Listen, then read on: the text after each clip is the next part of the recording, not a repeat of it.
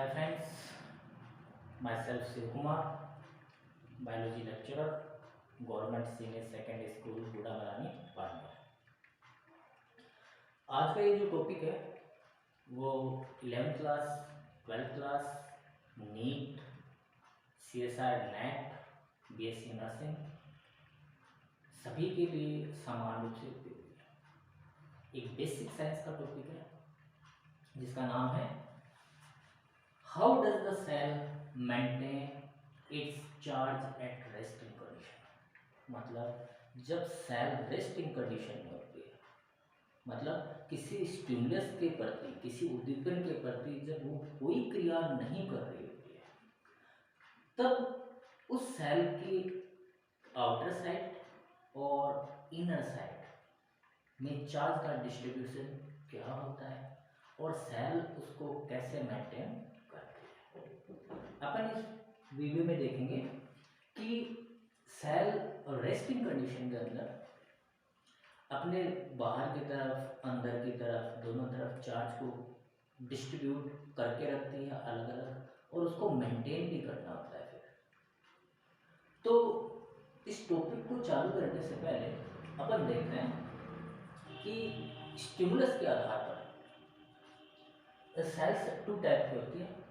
अगर किसी सेल को उद्दीपन दिया जाए, कोई सूचना दी जाए, उद्दीपन दिया जाए, तो उस आधार पर सेल दो प्रकार की होती है। एक तो उस उद्दीपन से जो उन्होंने स्टिमुलस दिया है उससे सेल एक्साइट हो, और दूसरा सेल जिसको अपन कोई उद्दीपन दे, कोई स्टिमुलस दे, तो वो एक्साइट ना हो। तो एक्साइटेबल सेल और non excitable cell. Excitable cell जैसे अपनी रेटिना के अंदर, आंख में जो रेटिना होती है, third layer, inner most layer, उसके अंदर rod, cone cell, neuron cell, muscle cells, ये सारी की सारी सेल्स किसी भी स्टिमुलस के प्रति रिस्पॉन्ड करती है। जबकि अपन दूसरी टाइप की देखें जैसे RBC, epithelial cell, they can't respond to any stimulus. ये सेल किसी स्टिमुलस को लेने के बाद में उसको आगे भी कन्वे करेगी, जबकि इन सेल्स के ऊपर स्टिमुलस का कोई फर्क नहीं पड़ेगा। लेकिन अगर दोनों ही सेल्स को देखें तो ये दोनों टाइप के सेल्स अपने अंदर और बाहर चार्ज का एक विशेष टाइप का डिस्ट्रीब्यूशन रखती है, और दोनों ही सेल पोलराइज होती है। जब सेल्स को अपन बेसिकली इस सेल्स की बात करेंगे, फिलहाल दोनों को कंबाइंड लेके चलते हैं क्योंकि दोनों पोलराइज होती है। मतलब बाहर की तरफ चार्ज का डिस्ट्रीब्यूशन अलग और अंदर की तरफ चार्ज का डिस्ट्रीब्यूशन अलग। तो जब चार्ज का डिस्ट्रीब्यूशन अलग अलग होता है तो मे भी बाहर की तरफ पॉजिटिव, अंदर की तरफ नेगेटिव, बाहर की तरफ मोर कैटायन जबकि अंदर की तरफ लेस कैटायन या मोर एनायन। इसलिए सेल के बाहर चार्ज अलग होगा, सेल के अंदर चार्ज अलग होगा एट रेस्टिंग कंडीशन। तो रेस्टिंग कंडीशन के अंदर सेल्स पोलराइज होती है, चाहे वो एक्साइटेबल सेल हो चाहे वो नॉन एक्साइटेबल सेल हो। लेकिन नॉन एक्साइटेबल जो सेल है वो अगर उसको पोलराइज सेल को अगर कोई स्टिमुलस और दिया जाता है तो वो आगे कन्वे नहीं कर पाती है, जबकि एक्साइटेबल सेल्स के पास जो इंफॉर्मेशन आई है वो आगे भी कन्वे करेगी। ठीक है, अब अपन बात करते हैं कि इस टॉपिक में वापस आते हैं कि जब रेस्टिंग स्टेज होती है, रेस्टिंग कंडीशन है, मान लो कोई भी सेल किसी स्टिमुलस के प्रति कोई रिस्पॉन्स नहीं कर रही है, उस समय सेल के चार्ज का डिस्ट्रीब्यूशन क्या है। मान लीजिए कि ये सेल है एट रेस्टिंग कंडीशन, जब उसको कोई स्टिमुलस नहीं दिया गया है, उस टाइम इस सेल के अंदर और बाहर चार्ज का डिस्ट्रीब्यूशन क्या है। तो सेल के बाहर का जो एनवायरनमेंट है उसको अपन कहते हैं एक्स्ट्रा सेलुलर फ्लूइड। अंदर वाला इंट्रासेलुलर फ्लूइड हो गया, intracellular fluid. Extra cellular fluid के यहाँ पर एक्स्ट्रा सेलुलर फ्लूइड में सोडियम और क्लोराइड आयन की कॉन्सेंट्रेशन ज़्यादा होती है, जबकि अंदर की बात करें तो अंदर पोटेशियम आयन ज़्यादा होता है, जबकि प्रोटीन भी होती है, प्रोटीन पे नेगेटिव चार्ज होता है। तो इसका मतलब ये कतई नहीं है कि एक्स्ट्रा सेलुलर फ्लूइड यानी कि सेल के बाहर के जो एनवायरनमेंट है वहां पे सोडियम आयन ज़्यादा है 10 to 15 time compare to inner side. इसका मतलब सोडियम बाहर है लेकिन सोडियम अंदर भी होंगे, लेकिन लेस क्वांटिटी में होंगे, कम मात्रा में होंगे कंपेयर टू आउटर साइड। यानी कि अगर मैं पूछूं कि सोडियम आयन कहाँ होता है, तो एक्स्ट्रा सेलुलर फ्लूइड में भी है और इंट्रा सेलुलर फ्लूइड में भी, लेकिन इनकी जो क्वांटिटी है वो अलग अलग है। बाहर ज़्यादा मात्रा में है जबकि अंदर कम मात्रा में है दोनों साइड। ठीक उसी प्रकार पोटेशियम आयन की बात करें तो पोटेशियम आयन अंदर 30 टाइम ज़्यादा है compare to outer side extra cellular fluid side. तो बाहर भी पोटेशियम है लेकिन कम मात्रा में, जबकि अंदर ज़्यादा है। तो ओवरऑल कंडीशन देखें अपन, तो बाहर पोटेशियम आयन सोडियम आयन ज़्यादा होने के कारण पूरी सेल के ऊपर जो चार्ज होगा वो पॉजिटिव चार्ज होगा, पूरी सेल के ऊपर, पूरी सेल के मेम्ब्रेन के ऊपर पॉजिटिव चार्ज होगा, जबकि सेल के अंदर नेगेटिव चार्ज होगा, सेल के अंदर नेगेटिव चार्ज होगा।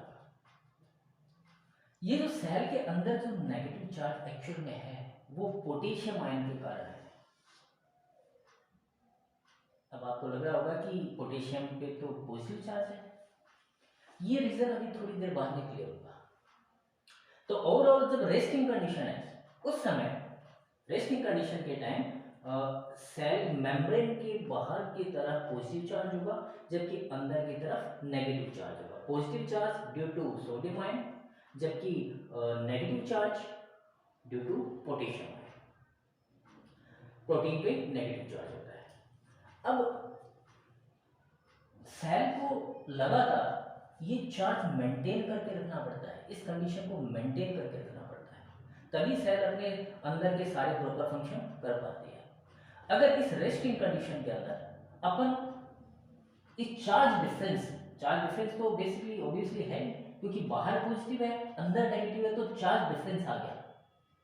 इस चार्ज डिफरेंस को भाई अंदर कितना नेगेटिव है बाहर कितना पॉजिटिव है, यह है चार्ज डिफरेंस। अगर इस चार्ज डिफरेंस को अपन मेजर किया जाए तो अपन मेजर करते हैं माइक्रो इलेक्ट्रोड से। माइक्रो इलेक्ट्रोड से अगर इस नेगेटिव चार्ज को मेजर किया जाए तो उसकी वैल्यू आती है 70 मिली वोल्ट।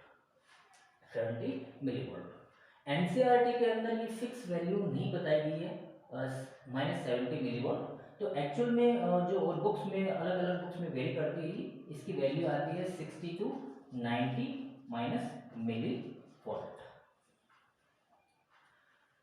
तो बाहर की तुलना में एक्स्ट्रा सेलुलर फ्लूइड की तुलना में अंदर नेगेटिव चार्ज कितना है -70 milli volt at A resting condition. तो ये सेल जो आपको डायग्राम दिख रहा है ये रेस्टिंग कंडीशन का है, और रेस्टिंग कंडीशन के अंदर चार्ज डिस्ट्रीब्यूशन सोडियम आयन ज्यादा बाहर अंदर कम, जबकि पोटेशियम आयन अंदर ज्यादा जबकि बाहर कम, प्रोटीन अंदर ज्यादा। ये रेस्टिंग कंडीशन है। और रेस्टिंग कंडीशन के समय जो पोटेंशियल डिफरेंस है, विभव का अंतर है, वो आ रहा है एवरेज -70 मिली वोल्ट। अब इस पोटेंशियल डिफरेंस का अपन नाम रख देते हैं जिसका नाम है RMP, रेस्टिंग मेम्ब्रेन पोटेंशियल। मतलब जब सेल रेस्ट कंडीशन में है तो उसकी मेम्ब्रेन के बाहर और अंदर जो पोटेंशियल है, एक्चुअल में इतना लिखना काफी नहीं है, रेस्टिंग मेम्ब्रेन पोटेंशियल, इसके आगे डिफरेंस होना चाहिए। रेस्टिंग मेम्ब्रेन पोटेंशियल डिफरेंस क्योंकि रेस्टिंग कंडीशन के अंदर मेम्ब्रेन के आउटर साइड और इनर साइड दोनों तरफ चार्ज डिस्ट्रीब्यूशन के कारण पोटेंशियल में डिफरेंस है। वो कितना आया, आउटर की तुलना में अंदर कितना है, -70 मिली वोल्ट, -70 मिली वोल्ट। और ये सेल को रेस्टिंग कंडीशन में हमेशा मेंटेन करके रखना ही होता है। ठीक है, अब अपन बात करते हैं कि सेल जब ओरिजिनेट हुई थी, जब सेल बनी थी, तो आपको पता है कि सेल जब ओरिजिन हुई थी तो सेल के चारों तरफ जो एनवायरनमेंट था वो सॉल्टी वाटर था। अभी देखते हैं सेल सेल जब ओरिजिनेट हुई थी तो चारों तरफ सॉल्टी वाटर था, क्योंकि लाइफ का ओरिजिन पानी में हुआ है, वो भी समुद्र में, सी वाटर में। तो सी वाटर में बेसिकली सोडियम आयन होता है। ठीक है, ठीक है। तो इस सेल को इस सॉल्टी वाटर के अंदर सरवाइव करना था, लेकिन बाहर तो एक्सेसिव बहुत ज्यादा सोडियम प्रेजेंट है, तो सेल को इतना सोडियम नहीं चाहिए। अपनी फंक्शन चलाने के लिए एक लिमिटेड क्वांटिटी में इसको सोडियम चाहिए। जबकि अंदर पोटेशियम है, प्रोटीन्स है,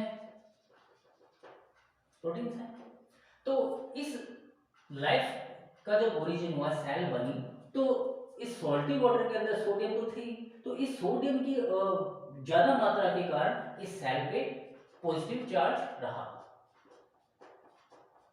सेल को जितनी जरूरत थी उतने इसने सोडियम आयन लिए, लेकिन फिर भी बाहर एक्सेसिव वो नहीं थे क्योंकि सॉल्टी वाटर था।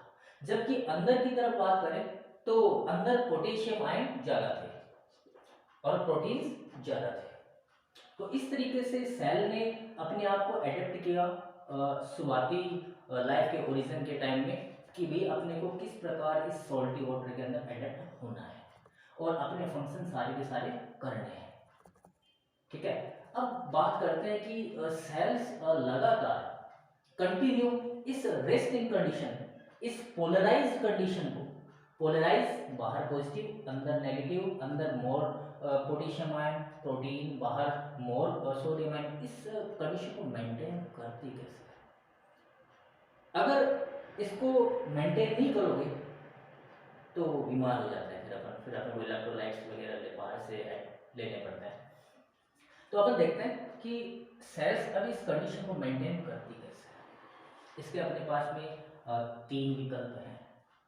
पहला है, इस रेस्टिंग कंडीशन को मेंटेन करने का पहला तरीका है कॉन्सेंट्रेशन ग्रेडियंट, दूसरा है परमेबिलिटी, तीसरा है सोडियम पोटेशियम पंप। अब अपन एक एक की बात करेंगे। सबसे पहले अपन बात करते हैं concentration gradient. Concentration gradient, concentration gradient.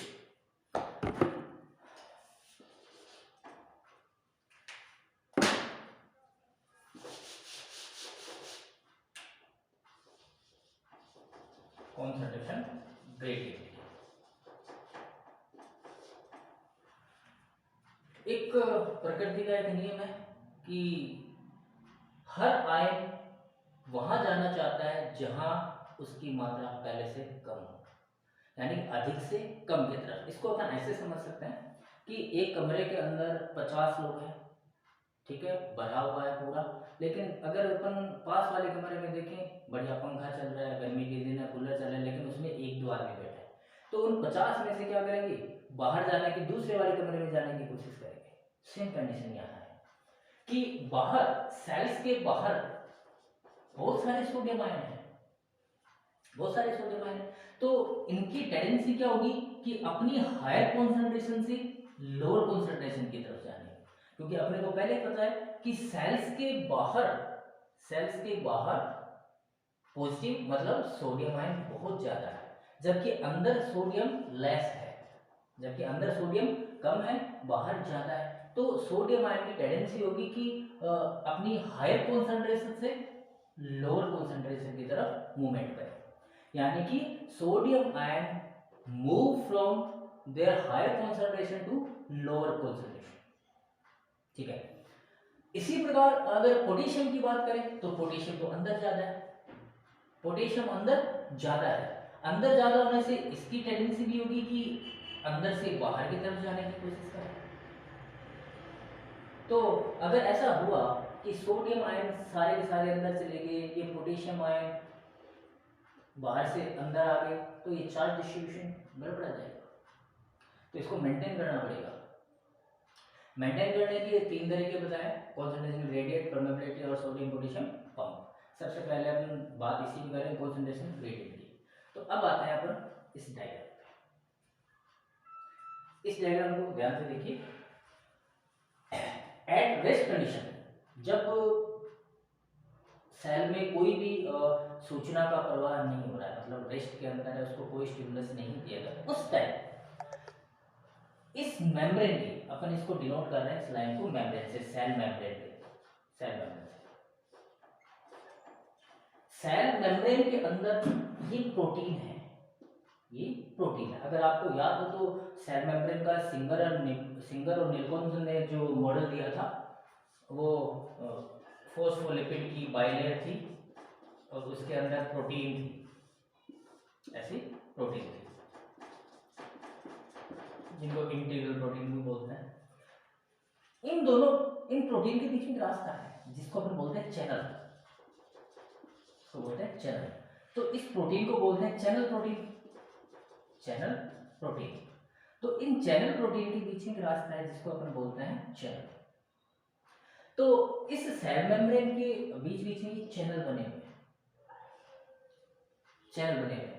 इन चैनल के थ्रू ये सोडियम, पोटेशियम, क्लोराइड आयन आ जा सकते हैं, आ जा सकते हैं, लेकिन फ्रीली आ जा नहीं सकते, क्योंकि जब रेस्टिंग कंडीशन होती है, जब सेल शांत है एकदम से, उसमें किसी प्रकार का कोई वेव नहीं जा रही है, कोई स्टिमुलस नहीं दिया गया, उस टाइम की बात करें तो उस टाइम ये सोडियम जो चैनल है, सोडियम के जो चैनल है, ये सोडियम के जाने के जो रास्ते हैं वो टोटली क्लोज है, बंद है।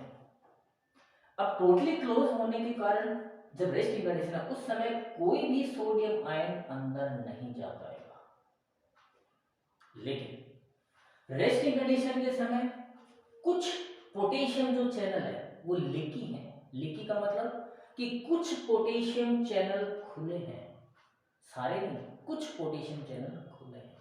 तो कुछ पोटेशियम चैनल खुले होने के कारण पोटेशियम आयन बाहर की तरफ मूव कर सकता है, सेल से बाहर की तरफ मूव कर सकता है। समझे बात को? तो पोटेशियम आयन जब बाहर मूव करेगा, क्योंकि लीकी है तो जाएगा, क्योंकि अंदर की तरफ पोटेशियम आयन की कॉन्सेंट्रेशन ग्रेडियंट ज्यादा है, तो पोटेशियम आयन अपने हायर कॉन्सेंट्रेशन से लोअर कॉन्सेंट्रेशन की तरफ जाएगा, मूव करेगा। लेकिन खास बात यहाँ पर ये है कि जब पोटेशियम आयन बाहर जाएगा तो पोटेशियम आयन के साथ में प्रोटीन है जो कि नेगेटिव है। तो पोटेशियम आयन जाने के कारण ये पोटेशियम प्रोटीन के साथ में, लेकिन पोटेशियम जैसे ही इस चैनल के थ्रू बाहर जाता है तो एक्स्ट्रा सेलुलर फ्लूइड के अंदर नहीं जाएगा, ये इस मेम्ब्रेन के आउटर साइड पे, इस मेम्ब्रेन के आउटर साइड पे ही रहेगा चिपका हुआ पोटेशियम आयन।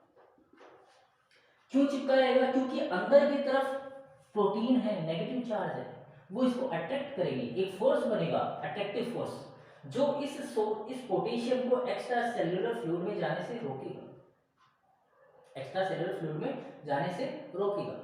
तो अंदर की तरफ, बाहर की तरफ पोटेशियम गया जरूर, लेकिन एक्स्ट्रा सेलुलर फ्लूइड में इंक्लूड नहीं हुआ, जबकि अंदर बची प्रोटीन तो अंदर चार्ज रहा नेगेटिव। लेकिन ये नेगेटिव चार्ज आया क्यों? इस पोटेशियम के जाने के कारण आया। तो सेल्स के अंदर के साइड के अंदर जो नेगेटिव चार्ज जनरेट हुआ है वो किसके कारण जनरेट हुआ है? वो पोटेशियम आयन के बाहर जाने के कारण जनरेट हुआ है। ठीक है, जबकि बाहर की तरफ पॉजिटिव चार्ज रहेगा, बाहर की तरफ पॉजिटिव चार्ज रहेगा, क्योंकि सारे के सारे सोडियम आयन अभी भी बाहर, ये सारे के सारे चैनल बंद। अब जैसे ही पोटेशियम आयन बाहर गया इन चैनल के थ्रू, तो अंदर की तरफ इन प्रोटीन के कारण जैसे ही गया, प्रोटीन नेगेटिवली चार्ज थी, अंदर वोल्टेज हुआ -70 मिली वोल्ट। अब मान लो कि ये चैनल लीकी है, तो और भी पोटेशियम बन जाएंगे, तो बढ़कर मान लीजिए कि ये हो गया 90 मिली वोल्ट, तो अब ज्यादा हो रहा है। अब ये वोल्टेज जो अंदर की तरफ रेस्टिंग मेम्ब्रेन पोटेंशियल डिफरेंस जो आ गया वो मोर नेगेटिव हो गया।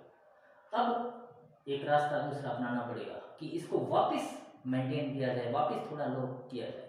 तो इसके लिए अपना काम करेगा सोडियम पोटेशियम पंप काम करेगा कि जो बाहर एक्सेसिव मात्रा में जो पोटेशियम आयन चले गए, वो ये पंप क्या करेगा, वास्तव में ये पंप सोडियम पोटेशियम पंप एक प्रोटीन है जो एटीपी को यूज करती है, एटीपी को यूज करती है एज ए एनर्जी सोर्स। तो ये प्रोटीन क्या करती है कि बाहर से 2 पोटेशियम आयन, जबकि अंदर से 3 सोडियम आयन पिकअप करती है और रोटेट हो जाती है। रोटेट होने से 3 सोडियम आयन जो अंदर थे वो बाहर गए, जबकि बाहर के पोटेशियम आयन अंदर आ गए। अंदर आने से प्रोटीन का जो चार्ज है वो इक्वलाइज हुआ, और इक्वलाइज होने से वापस ये माइनस जो मिलीवोल्ट डिफरेंस था पोटेंशियल, ये वापस कम होने लगा। इसका मतलब ये हुआ कि सोडियम पोटेशियम पंप क्या करता है, इस रेस्टिंग मेम्ब्रेन पोटेंशियल डिफरेंस को मेंटेन करने का काम करता है, जबकि रेस्टिंग मेम्ब्रेन पोटेंशियल डिफरेंस को ओरिजिनेट करने का काम करता है एग्जिस्टिंग ऑफ पोटेशियम। जब पोटेशियम आयन बाहर जाएगा तभी अंदर की तरफ नेगेटिव चार्ज मेंटेन रहेगा, ठीक है। और बाकी ओवरऑल सेल पे लगातार ये मेंटेन रहे, ये काम है सोडियम पोटेशियम पंप का। अगर परमेबिलिटी की बात करें तो परमेबिलिटी इस सेल की सबसे ज्यादा होती है पोटेशियम आयन, देन फिर सोडियम आयन, देन फिर फ्लोराइड। तो दोस्तों रेस्टिंग कंडीशन को मेंटेन कैसे करना है, ये रेस्टिंग कंडीशन में पोटेंशियल डिफरेंस क्या होता है, कितना होता है, इसको कैसे मेंटेन किया जाता है, ये था अपना आज का topic, how does the cell maintain its charge at resting stage. Thank you, धन्यवाद।